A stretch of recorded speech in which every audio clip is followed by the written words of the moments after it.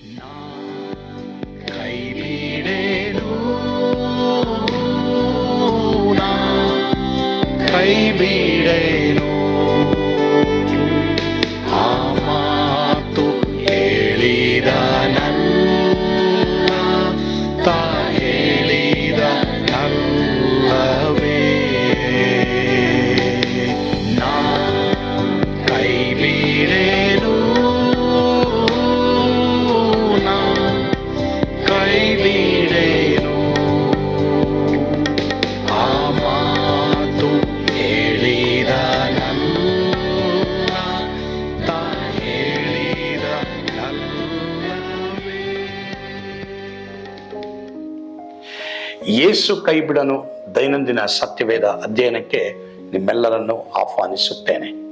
ಪ್ರಿಯ ದೇವ ಮಕ್ಕಳೇ, ಈ ವರ್ಷದಲ್ಲಿ ದೇವರು ನಮಗೆ 5ನೇ ತಿಂಗಳನ್ನ ನೋಡುವಂತ ಒಂದು ಕೃಪೆಯನ್ನ ಕೊಟ್ಟಿದ್ದಾರೆ. ಇದು ನಿಜವಾಗ್ಲೂ ದೇವರ ಕೃಪೆ. ದೇವರ ಹತ್ರ ಆಗ್ರಿ, ಮಾತ್ರವಲ್ಲದೆ ಕರ್ತನ ಬಳಿಗೆ ಬನ್ರಿ, ಮಾತ್ರವಲ್ಲದೆ ಪಾಪಗಳಿಗೆ ಪಶ್ಚಾತ್ತಾಪ ಪಟ್ಟು, ಸ್ವಾಮಿ ನಾನು ನಿನಗೆ ಭಯಪಟ್ಟು ನನ್ನ ಪರ್ಸನಲ್ ಲೈಫಲ್ಲಿ ನಿನಗೆ ಭಯಪಟ್ಟು ಜೀವಿಸುವ ಹಾಗೆ ನನಗೆ ಕೃಪೆ ಕೊಡು ಅಂತ ಕೇಳ್ರಿ. ಕರ್ತನ ಖಂಡಿತವಾಗಿ ನಿಮಗೆ ಕೃಪೆಯನ್ನ ಕೊಡ್ತಾರೆ. ಇವತ್ತು ಎಂಪ್ಲಾಯೀಸ್ ಡೇ, ಕಾರ್ಮಿಕರ ದಿನಾಚರಣೆ ಎಂಬುದಾಗಿ ಕರೆಯಲಾಗುತ್ತೆ. ಅದಕ್ಕೆ ತಕ್ಕಂತ ವಾಕ್ಯವನ್ನ ಇವತ್ತು ನಾವು ಧ್ಯಾನ ಮಾಡೋಣ. ಅದಕ್ಕೆ ಹಗ್ಗಾಯನು ಬರೆದ ಪ್ರವಾದನೆ ಗ್ರಂಥ 2ನೇ ಅಧ್ಯಾಯ 4ನೇ ವಚನವನ್ನ ಇವತ್ತು ನಾವು ಧ್ಯಾನ ಮಾಡಲಿದ್ದೇವೆ. ಹಗ್ಗಾಯ 2:4 ಓದ್ಲ ನಾನು ನಿಮಗೆ. ಯೆಹೋವನು ಇಂತೆನ್ನುತ್ತಾನೆ, ಜೆರುಬ್ಬಾಬೆಲನೇ ಈಗ ಧೈರ್ಯವಾಗಿರು. ಯೆಹೋಚಾದಾಕನಿಗೆ ಹುಟ್ಟಿದ ಮಹಾಯಾಜಕನಾದ ಯೆಹೋಶುವನೇ ಧೈರ್ಯವಾಗಿರು. ದೇಶೀಯರೇ ನೀವೆಲ್ಲರೂ ಧೈರ್ಯಗೊಂಡು ಕೆಲಸ ನಡೆಸಿರಿ. ಇದು ಯೆಹೋವನ ನುಡಿ. ನಾನು ನಿಮ್ಮೊಂದಿಗೆ ಇದ್ದೇನೆಂದು ಸೇನಾಧೀಶ್ವರನಾದ ಯೆಹೋವನು ನುಡಿಯುತ್ತಾನೆ. ಇಲ್ಲಿ ಒಂದು ಕೆಲಸದ ಕುರಿತು ಮಾತನಾಡಲ್ಪಟ್ಟಿದೆ. ಅದು ದೇವರ ಆಲಯದ ಕುರಿತು ಇಲ್ಲಿ ವಾಕ್ಯ ಮಾತ್ರವಲ್ಲದೆ ಎನ್ಕರೇಜ್ಮೆಂಟ್ ನ ನಾವು ನೋಡ್ತಾ ಇದ್ದೇವೆ. ಹಗ್ಗಾಯ ಪ್ರವಾದಿ ಬರ್ತಾನೆ. ಇಲ್ಲಿ ಕೆಲಸ ನಿಂತೋಗಿರ್ತದೆ, ಅಂದ್ರೆ ಆಲಯದ ಕೆಲಸ ನಿಂತೋಗಿರ್ತದೆ. ಹೀಗಾಗಿ ಅವನು ಬಂದು ಈ ವಾಗ್ದಾನವನ್ನ, ಅಂದ್ರೆ ಈ ಒಂದು ಉತ್ಸಾಹವನ್ನ ಅವರಿಗೆ ಪಡಿಸ್ತಾನೆ. ಯಾರು? ಹಗ್ಗಾಯನು. ಏನೆಂಬುದಾಗಿ ನಾವು ನೋಡುವಾಗ ಅಲ್ಲಿ ನೇತೃತ್ವ ವಹಿಸಿದಂತ ಇಬ್ರು ಇರ್ತಾರೆ, ಜೆರುಬ್ಬಾಬೆಲನೇ ಯೆಹೋಶುವನೇ ಎಂಬುದಾಗಿ. ಧೈರ್ಯವಾಗಿರ್ರಿ, ಧೈರ್ಯವಾಗಿರು. ದೇಶೀಯರೇ ನೀವೆಲ್ಲರೂ ಧೈರ್ಯಗೊಂಡು ಕೆಲಸ ನಡೆಸಿರಿ. ಇದು ಯೆಹೋವನ ನುಡಿ. ಯಾಕೆ ಎಂಬುದಾಗಿ ನಾವು ನೋಡುವಾಗ, ಯಾಕೆ ಧೈರ್ಯದ ಕುರಿತು ಅಲ್ಲಿ 2 ಸಾರಿ ಬರೆದಿದೆ ಎಂಬುದಾಗಿ ನಾವು ನೋಡುವಾಗ, ಧೈರ್ಯಗೊಂಡು ಯಾಕೆ ಕೆಲಸ ನಡೆಸಬೇಕೆಂಬುದಾಗಿ 2 ಸಾರಿ ಬರೆದಿದೆ ಎಂಬುದಾಗಿ ನಾವು ನೋಡುವಾಗ, ಅಲ್ಲಿ ಅವರಿಗೆ ಈ ಒಂದು ಆಲಯ ನಾವು ಕಟ್ಟುವಾಗ ಏನಾದ್ರೂ ವೈರಿಗಳು ಬರ್ತಾರ? ವೈರಿಗಳು ಇದ್ರು ಅವರಿಗೆ. ಹೀಗಾಗಿ ವೈರಿಗಳು ಬರುವಂತ ಆ ಕೆಲಸವನ್ನ ನಿಲ್ಲಿಸುವಂತ ಎಲ್ಲಾ ರೀತಿಯ ಒಂದು ಸಂಭವ ಇತ್ತು. ಹೀಗಾಗಿ ಅವರೆಲ್ಲರೂ ಭಯ ಪಡ್ತಾ ಇದ್ರು. ಆದ್ರೆ ಆ ಆಲಯ ಅದು ಕಟ್ಟಿ ಪೂರ್ಣವಾಗಬೇಕೆಂಬುದಾಗಿ ದೇವರ ಚಿತ್ತ ಇದ್ದಿದ್ರಿಂದ ದೇವರು ತನ್ನ ಪ್ರವಾದಿಯನ್ನು ಕಳಿಸಿ ಇಲ್ಲಿ ಈ ಕೆಲಸದ ನೇತೃತ್ವವನ್ನು ವಹಿಸಿದಂತ ಯೆಹೋಶುವನಿಗೆ ದೇವರು ಹೇಳ್ತಾರೆ, ಜೆರುಬ್ಬಾಬೆಲನು ಅಂತ ಇನ್ನೊಂದು ಹೆಸರು ಅವನಿಗೆ. ಮಾತ್ರವಲ್ಲದೆ ಅಲ್ಲಿ ಅವರಿಗೆ ಧೈರ್ಯಪಡಿಸಿ ಮುಂದೆ ಕೆಲಸ ನಡೆಸಿರಿ ಎಂಬುದಾಗಿ ಹೇಳಿ ಆ ಆಲಯದ ಒಂದು ಕೆಲಸ ಪೂರ್ಣವಾಗುತ್ತೆ.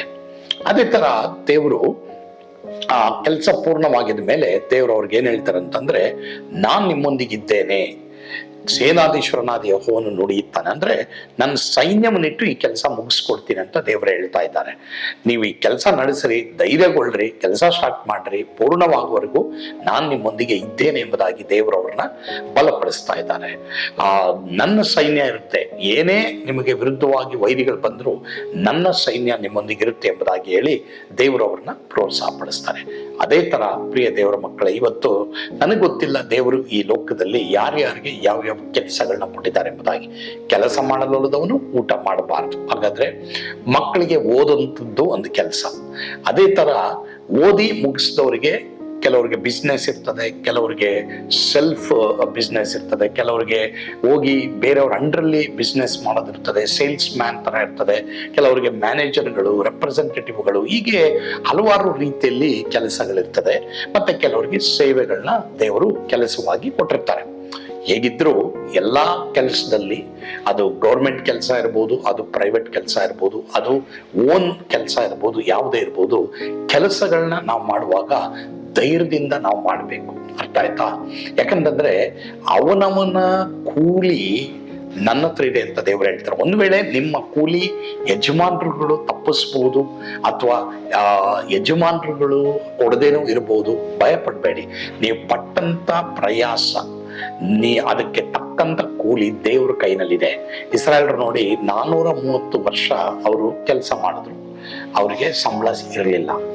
ಆದ್ರೆ ದೇವರು ಒಂದೇ ದಿನದಲ್ಲಿ ಆ ಸಂಬಳವನ್ನ ಅವರಿಗೆ ಕೊಟ್ಟರು.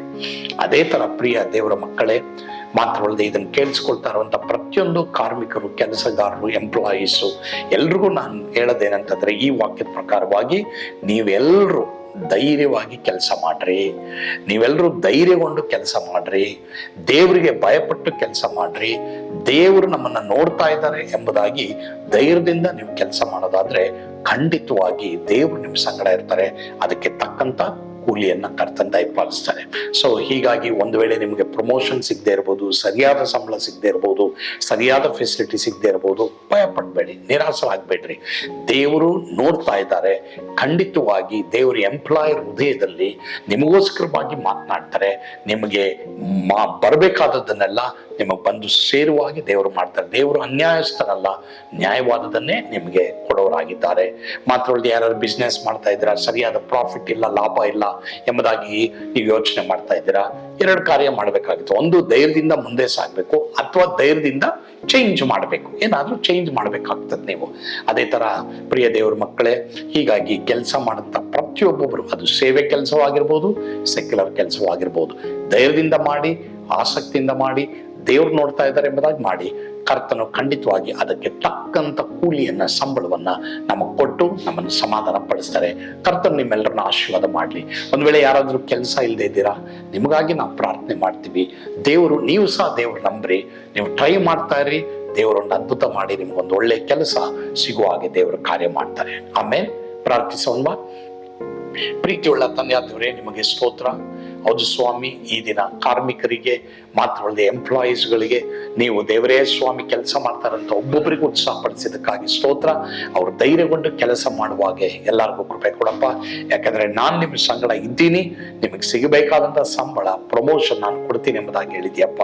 ಇಸ್ರಾಯೇಲರನ್ನ ಧೈರ್ಯಪಡಿಸಿ ಅವರೊಂದಿಗಿದ್ದಂತ ಕರ್ತನು ದೇವರೇ, ಈ ಎಲ್ಲ ದೇವ ಮಕ್ಕಳಿಗಿದ್ದು ಸಹಾಯಕನಾಗಿರಪ್ಪ. ಈ ತಿಂಗಳು, ಈ ಮುಂದಿನ ಈ ಒಂದು ವರ್ಷದಿಂದ ಮುಂದಿನ ವರ್ಷದವರೆಗೂ ಅವರೊಂದಿಗಿದ್ದು ಸಹಾಯಕನಾಗಿರು. ಯೇಸುವಿನ ಹೆಸರಿನಲ್ಲಿ ಮುಖ್ಯವಾಗಿ ಯಾರ್ಯಾರಿಗೆ ಕೆಲಸ ಇಲ್ವೋ ಅವ್ರು ಇಂಟರ್ವ್ಯೂಗೆ ಹೋಗ್ತಾ ಇದ್ದಾರ, ಒಂದು ಒಳ್ಳೆ ಕೆಲಸ ನೋಡ್ತಾ ಇದ್ದಾರ, ಹೈಯರ್ ಸಂಬಳ ಇರುವಂತ ಕೆಲಸವನ್ನು ಹುಡುಕ್ತಾ ಇದ್ದಾರ, ಆಶೀರ್ವಾದ ಮಾಡು. ನಿನ್ನ ಕೃಪೆ, ನಿನ್ನ ದಯೆ ಅವರೊಂದಿಗಿರ್ಲಿ ಅಪ್ಪ. ಯೇಸುವಿನ ಹೆಸರಿನಲ್ಲಿ ಪ್ರಾರ್ಥಿಸ್ತೇವೆ ಸ್ವಾಮಿ, ಆಮೇನ್. ಕರ್ತನು ತಾನೇ ನಿಮ್ಮೆಲ್ಲರನ್ನ ಆಶೀರ್ವಾದ ಮಾಡಲಿ. ಈ ಮೇ ತಿಂಗಳಿನಲ್ಲಿ ಮಾತ್ರವಲ್ಲದೆ ಈ ಬರುವಂತ ವರ್ಷದಲ್ಲಿ ಮುಂದಿನ ಒಂದು ಎಂಪ್ಲಾಯೀಸ್ ಡೇವರೆಗೂ ಕರ್ತನು ನಿಮ್ಮೆಲ್ಲರನ್ನು ಆಶೀರ್ವಾದ ಮಾಡಲಿ, ನಿಮ್ಮೊಂದಿಗಿರಲಿ. ಆಮೇನ್. ಸ್ವರ್ಗದಾನಂದ ನಿಮ್ಮೆಲ್ಲರನ್ನು ತುಂಬಿ ತುಳುಕಲಿ. ಆಮೇನ್.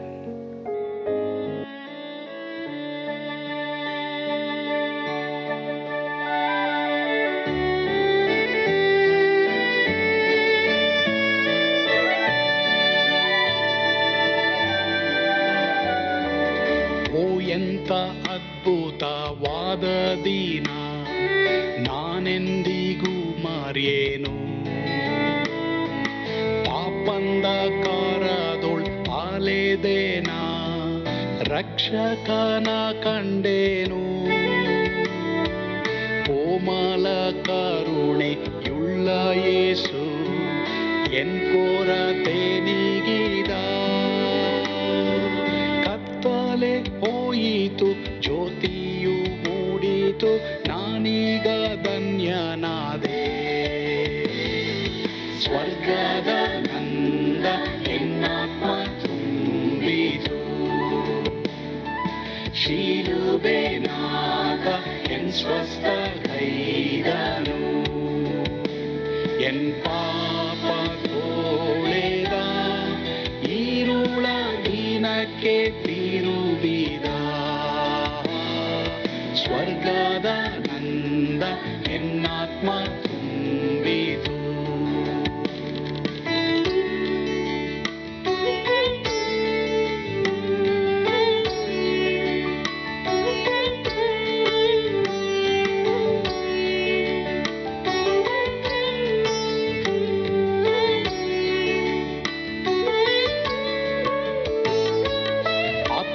ನೂತನ ಜನ್ಮದಿಂದ ದೇವಪುತ್ರನಾದೇನು. ನೀತಿ ನಿರ್ಣಯವ ಹೊಂದಿದೇನು, ಭಾಗ್ಯವಂತನಾದೇನು. ಪಾಪಾತ್ಮನಾಗಿ ನಾ ಬಂದಾಗಲೇ ಆಶೀರ್ವಾದ ಸಿಕ್ಕಿತು. ಕೃಪೆಯ ಮೂಲವೇ ರಕ್ಷಣೆ ಹೊಂದಿದೆ, ಸುನಾಮ ಕೊಂಡಾಡುವೆ. ಸ್ವರ್ಗದ ನಂದ ಎನ್ನಾತ್ಮ ತುಂಬಿತು. ಶಿಲುಬೆನಾದ ಎನ್ ಸ್ವಸ್ಥಗೈದನು. ಎನ್ ಪಾಪ ತೋಳೆದ, ಈರುಳ ದಿನಕ್ಕೆ ತಿರುಗಿದ. ಸ್ವರ್ಗದ ನಂದ ಎನ್ನಾತ್ಮ ತುಂಬಿತು.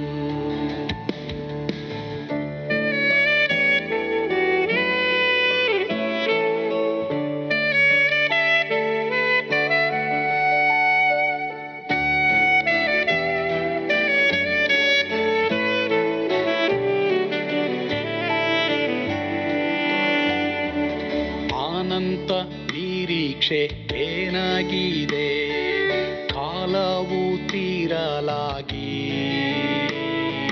ಸ್ವರ್ಗದ ಭವ್ಯ ಬಿಡಾರದಲ್ಲಿ ನಿತ್ಯವಾಗಿ ಇರುವೆ.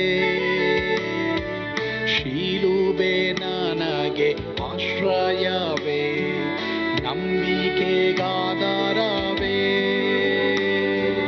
ನಿತ್ಯ ಐಶ್ವರ್ಯವ ದಿವ್ಯಾಶೀರ್ವಾದವ ಕರ್ತ ಇವನೇ ನಗೆ. ಸ್ವರ್ಗದ ನಂದ ಎನ್ನಾತ್ಮ ತುಂಬಿತು. ಶಿಲುಬೆನಾದ ಎನ್ ಸ್ವಸ್ಥಗೈದನು. ಎನ್